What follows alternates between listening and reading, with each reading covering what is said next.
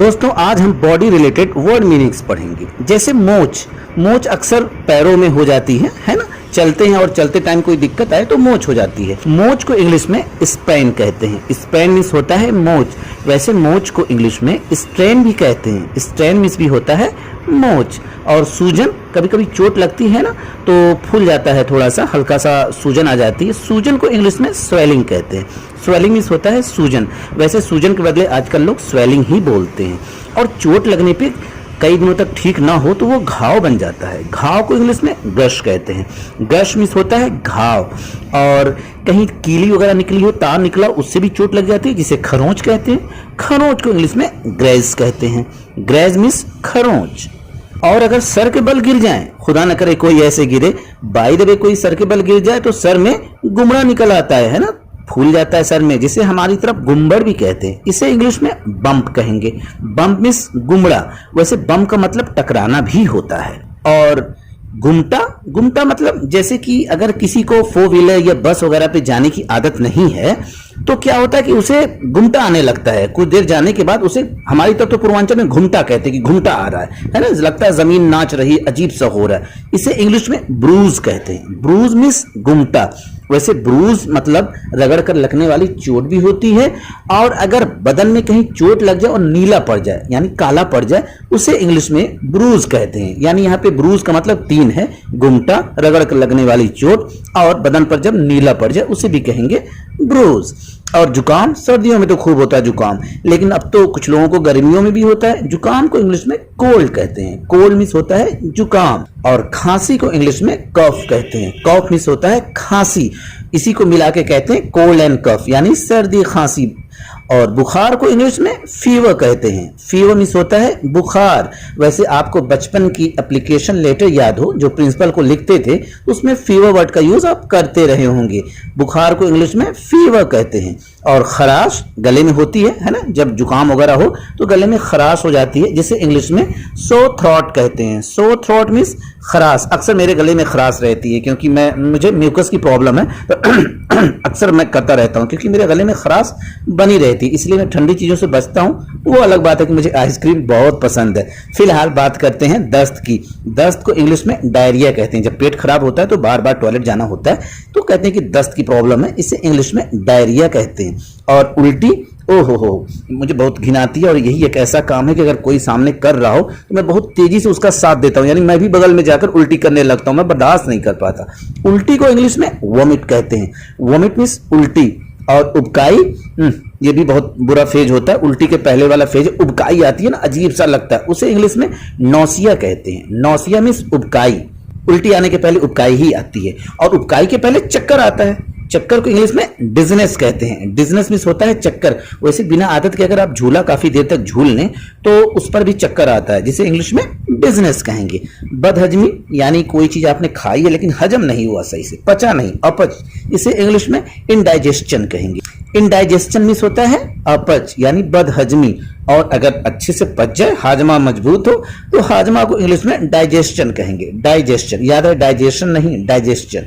और पेट की जलन को इंग्लिश में इरिटेशन कहते हैं। इरिटेशन मीन्स जलन होता है। और घुटन, घुटन जैसे कि हवादार कमरा ना हो, उसमें खिड़की वगैरह सही से ना हो और बंद हो तो अक्सर हमें घुटन होने लगती है। घुटन को इंग्लिश में सफोकेशन कहते हैं। सफोकेशन मीन्स घुटन। मुझे ऐसी जगहों पे तो रहना जरा भी अच्छा नहीं लगता है जहां पे खिड़की दरवाजे खुले ना हो, और वैसे भी मुझे खुली हुई खिड़कियां ज्यादा पसंद है। Anyway, come to the point.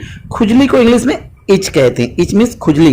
वैसे गर्मी में खूब होती है लेकिन बहुत से लोगों को किसी भी मौसम में हो जाती है दांत खाज, जिसे इंग्लिश में स्क्रैच भी कहते हैं। स्क्रैच मीन्स भी होता है खुजली। आपने टीवी में ऐड देखा होगा ना, इच गार्ड, वही इच है। इच गार्ड में जो इच है उसका मतलब है खुजली। और गलसुआ, ओ याद आ रहा बचपन में किसी दोस्त को गलसुआ हो जाता था तो हम कहते थे भाई लड्डू खाकर आए हो क्या, या कभी कभी चिढ़ाने के लिए कहते थे भाई पैसा चुराए हो क्या मुंह के अंदर। गलसुआ बच्चों को गर्दन के पास हो जाता, गर्दन और गाल के बीच के हिस्से में सूजन आ जाती, उसे गलसुआ कहते हैं, जिसे इंग्लिश में मम्प्स कहते हैं। मम्प्स मीन्स होता है गलसुआ। और खसरा चेचक, खसरा को इंग्लिश में मीजल्स कहते हैं। मीजल्स मीन्स होता है खसरा। वैसे चेचक तो दो तीन तरह की होती है, जिसे चिकन पॉक्स वगैरह कहते हैं। फिलहाल बात करते हैं लकवा की। लकवा को इंग्लिश में पैरालिसिस कहते हैं। पैरालिसिस मीन्स होता है लकवा, खुदा न करे किसी को ये हो, बहुत बुरी प्रॉब्लम होती है और फिर इंसान लाचार हो जाता है, बेबस हो जाता है। लकवा यानी पैरालिसिस ना हो किसी को। मुंह का छाला, अक्सर मुंह में छाला हो जाता है। मैं कभी कभी कुछ ऐसी वैसी चीजें खा लेता हूं तो मेरे मुंह में भी छाला हो जाता है। लोग कहते हैं भाई गरी खाओ, मुंह का छाला ठीक हो जाएगा। फिलहाल मेडिकल स्टोर से आप मेडिसिन लेके खाएं, उससे सही हो जाएगा। मुंह का छाला को इंग्लिश में माउथ अल्सर कहते हैं। माउथ अल्सर मीन्स होता है मुंह का छाला। याद रहे मुंह के छाला की बात हो रही। पेट के छाला को इंग्लिश में स्टमक अल्सर कहते हैं। स्टमक अल्सर मीन्स होता है पेट का छाला। और घमौरिया, गर्मियों में आजकल वैसे भी गर्मी खूब पड़ रही है, घमौरिया को इंग्लिश में प्रिकली हीट कहते हैं। याद रहे दोस्तों, प्रिकली हीट, ये वर्ड आपको गर्मी वाले पाउडर पे भी लिखा हुआ मिल जाएगा। प्रिकली हीट पाउडर लिखा होता है वहां पर, यानी कि घमौरी वाला पाउडर, जैसे नाइसिल है और तो मुझे नहीं याद आ रहा कौन सा पाउडर है। फिलहाल आपको पता होगा ढेर सारे पाउडर्स के नाम, प्रिकली हीट पाउडर कहते हैं उसे। घमौरिया को वैसे इंग्लिश में हीट रैश भी कहते हैं। हीट रैश, रैशेस पड़ने लगते हैं ना, इसलिए इसे हीट रैश कहते हैं। और फोड़ा को इंग्लिश में बॉल कहते हैं। बॉल मीन्स होता है फोड़ा, और फोड़ा की छोटी बहन ही है फुंसी। ये बड़ी अजीब होती है, इरिटेट करती है। फुंसी को इंग्लिश में पिंपल कहते हैं। खासकर फेस पे अगर नाक के आसपास निकल गई तो बड़ी डिस्टर्ब करती है ना, इसे पिंपल कहते हैं। पिंपल मीन्स फुंसी। और मुहासा, ओह, जब मुहासा निकलना शुरू होता है लोग कहते हैं लड़का जवान हो रहा है या फिर बच्ची, है ना। तो मुहासा को इंग्लिश में एक्नी कहते हैं। एक्नी मीन्स होता है मुहासा, हालांकि बहुत से लोगों को हर उम्र में ये होता है। फफोला को ब्लिस्टर कहते हैं। ब्लिस्टर मीन्स होता है फफोला। फफोला अक्सर पैरों में पड़ जाता है। और मवाद, मवाद को इंग्लिश में पस कहते हैं। मवाद वैसे भी कहने से घिन आती है, लोग अक्सर इंग्लिशी वर्ड का यूज करते हैं, पस कहते हैं। पस मीन्स होता है मवाद, जो चोट लगने के बाद क्रीम कलर का निकलता है, उसे पस कहते हैं। पेट दर्द, दोस्तों यहां से ध्यान दीजिएगा, 3-4 वर्ड्स में एक जैसे ही वर्ड जुड़ता चला जाएगा। पेट दर्द, पेट की इंग्लिश से स्टमक, और दर्द को एक कहते हैं, तो हो जाएगा स्टमक एक। और पीठ और कमर दर्द, पीठ को इंग्लिश में बैक कहते हैं, और दर्द का जैसा कि हमने पहले बताया एक, तो पीठ और कमर दर्द को इंग्लिश में कहेंगे बैक एक, बैक एक। और सर दर्द, सर की इंग्लिश तो सबको पता है हेड, और दर्द का जैसा शुरू में बताया है एक, तो हो जाएगा हेड एक। हेड एक मीन्स सर दर्द। और कान दर्द ईयर, और एक मिला दिया हो गया ईयर एक। कान दर्द ईयर एक, ईयर एक मीन्स कान दर्द। और दांत का दर्द सबको पता है, दांत की इंग्लिश टूथ, एक लगाया हो गया टूथ एक। टूथ एक मीन्स दांत का दर्द। और आंखों पर जोर, जैसे आजकल लोग मोबाइल खूब चलाते हैं, लैपटॉप पे काम करते हैं, तो इससे आंखों पर जोर पड़ता है ना, इसे इंग्लिश में कहेंगे eye strain. Eye strain means होता है आंखों पर जोर। दोस्तों कट कर लगने वाली चोट या घुटने का जो दर्द होता है, इसे इंग्लिश में क्या कहेंगे, इसे आप कमेंट करके बताइएगा। और फिर ऐसे ही वर्ड मीनिंग के साथ मिलते हैं नेक्स्ट वीडियो पे। शुक्रिया दोस्तों।